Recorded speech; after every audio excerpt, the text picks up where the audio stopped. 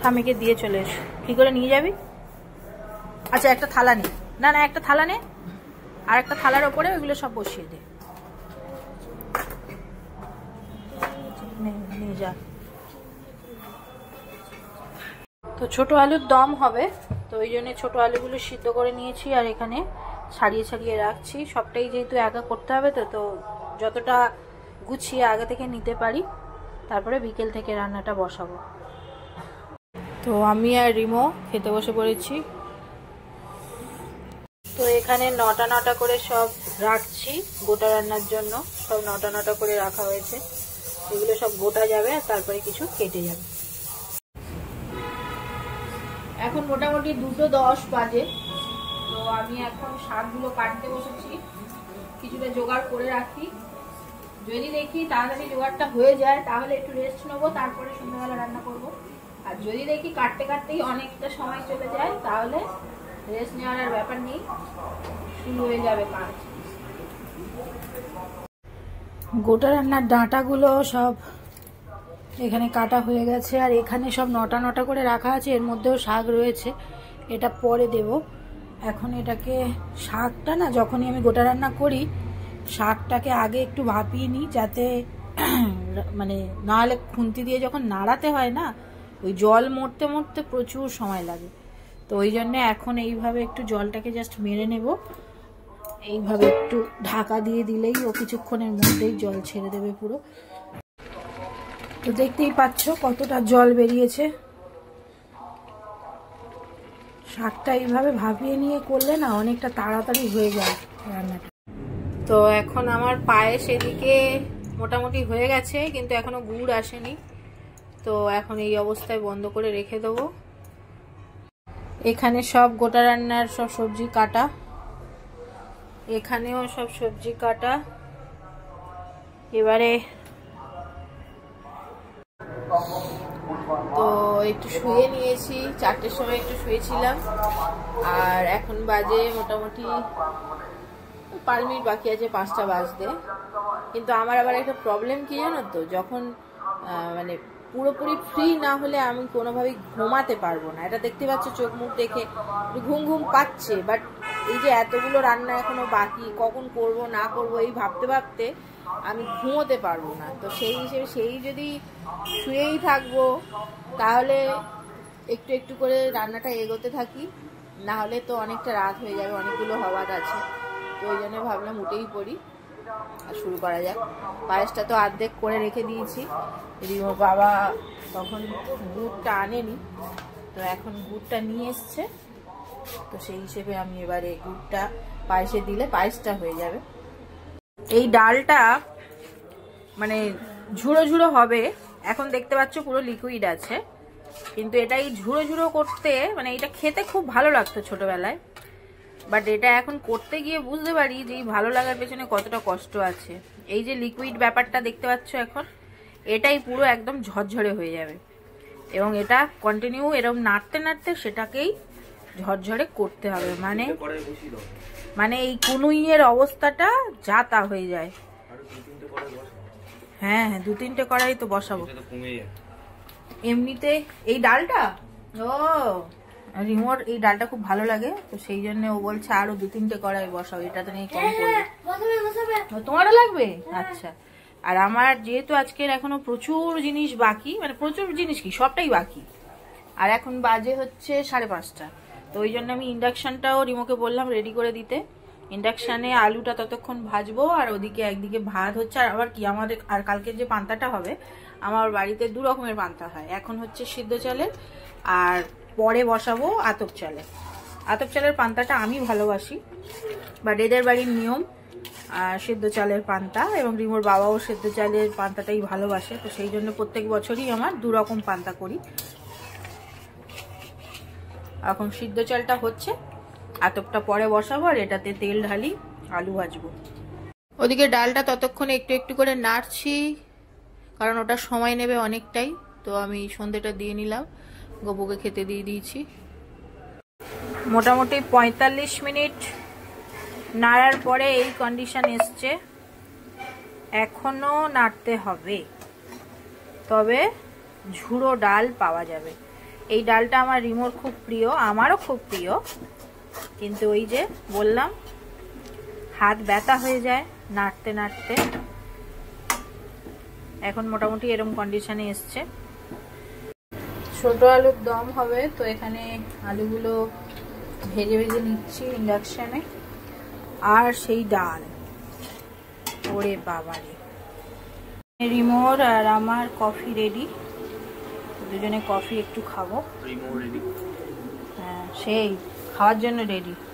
আবার দেখো পপকর্ন ভেজে রেডি করে বসে আছে, দেখো এই দেখো, এগুলো বেশ পারিস বল। এই দেখো পপকর্ন নিয়ে বসে আছে, চা কফি দিয়ে খাবে বলে। চা আর কফি খাবে বলে চা বলতে যাচ্ছিলাম, তারপর কফি বললাম। প্রায় 1 ঘন্টার চেষ্টাতে, 1 ঘন্টা না, 1 ঘন্টা 15-20 মিনিট হয়ে গেছে অলরেডি। দেখো আমার আর রিমোর পছন্দের ঝুড়ো ডাল আমার বানানো কমপ্লিট। একদম আমার মা, জয়ন্তী দি মানে আমার বৌদি, ওরা যেরকম করে করে একদম সেই রকম ঝুড়ো ঝুড়ো ডাল রেডি হয়ে গেছে। ওটা মিমো আমাকে, এটাকে কি বলে, মাঞ্চ মাঞ্চ নিয়ে এসছে, আমাকে একটা বাইট দিল। রান্নার সবজিগুলো এখানে হালকা হালকা করে ভাজতে শুরু করেছি। এদিকে আতপ চালের ভাতটা হচ্ছে, এখানে আলুর দমের মশলা কষানো হচ্ছে, আর এখানে আলুগুলো ভাজা পড়ে আছে। তো যে জিনিসটার জন্য ছোটবেলা থেকে আমরা বসে থাকতাম কবে সরস্বতী পুজো আসবে আর তারপরে আমরা কুল খেতে পারবো, যদিও সেটা ওই টোকো কুলগুলোই বেশি ভালো লাগে।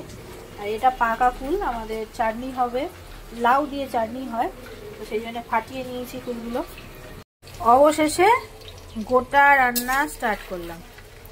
দেখতেই পাচ্ছ সব নটা নটা করে গোটা গোটা, আর এইখানে কটা এক্সট্রা দিয়েছি আলু, আর এগুলো সব নটা নটা করে আছে, এগুলো ভাজা হবে। তারপরে মানে সবজিগুলো ভাজতে এইখানে সব নটা নটা করে আছে, এখানে কিছু সবজি ভাজা হয়েছে, এখানে এখনো মানে ভাজা বাকি। এগুলো ভাজতেই যা সময়টা লাগবে।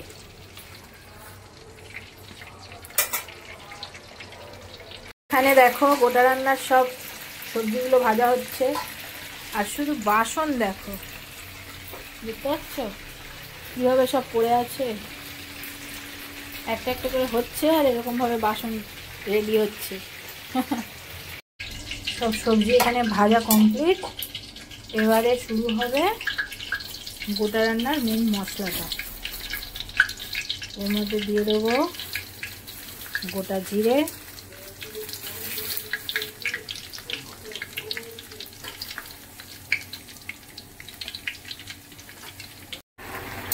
তো আদা জিরে ধনে দিয়ে সবটা মশলা একটু কষিয়ে তারপরে ভাজা যে সবজিগুলো ছিল সেগুলো সব দিয়ে দিলাম। আর এই যে শাকটা রাখা আছে এটা আর একটু পরে দেবো, যেহেতু শাকটা হয়ে আছে ওই জন্য একটু পরে দেবো। তো এখন দেখো অনেকটাই মজে গেছে, আরও মজবে, পুরো শুকনো শুকনো হবে ব্যাপারটা।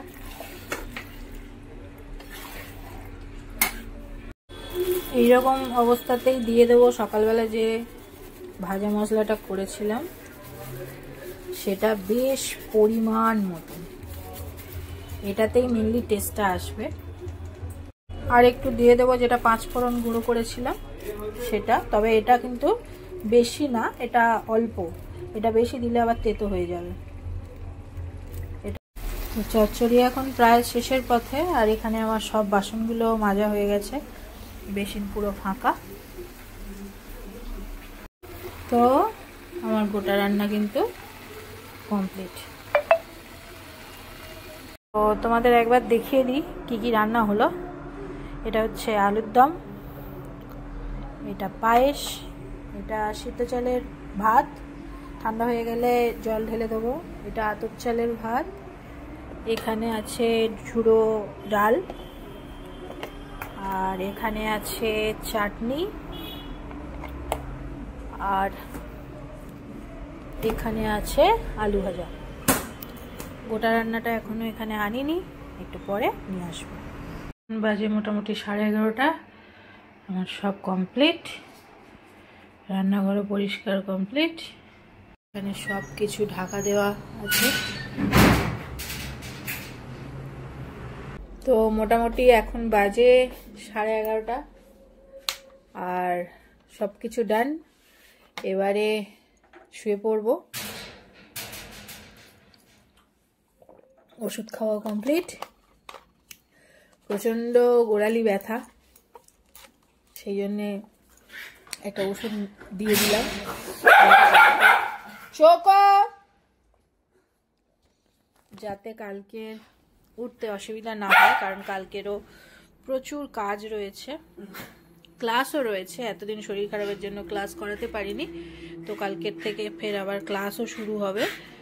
তো সেই হিসেবে আর আমি কালকের থেকে যেহেতু কালকের থেকে ক্লাসটা শুরু হচ্ছে, আমি এবারে একদম যেভাবেই হোক শরীর আমার আর খারাপ হতে দেওয়া যাবে না। অনেক দিন ক্লাস কামাই হয়েছে, যেটা ক্লাস অফ গেলে না আমি নিজে আমার নিজের খুব খারাপ লাগে। তো সেই জন্যে আর ক্লাস একদমই অফ যাতে না দিতে হয়, শরীরের দিকে সবসময় খেয়াল দিতে হবে। তো চলো আজকের ব্লগটা এখানেই এন্ড করছি। আশা করছি আজকের ব্লগটা দেখতে তোমাদের ভালো লাগলো। যদি ভালো লাগে যদি ভালো লাগে প্লিজ লাইক করো, কমেন্ট করে জানিও কেমন লাগছে আমাদের ব্লগ। আর যারা নতুন দেখছো, এখনো সাবস্ক্রাইব করোনি, প্লিজ সাবস্ক্রাইব করে নিও। তো চলো কালকের ব্লগে আবার তোমাদের সঙ্গে দেখা হচ্ছে। ততক্ষণ সবাই খুব ভালো থেকো, সুস্থ থেকো। Tata, good night.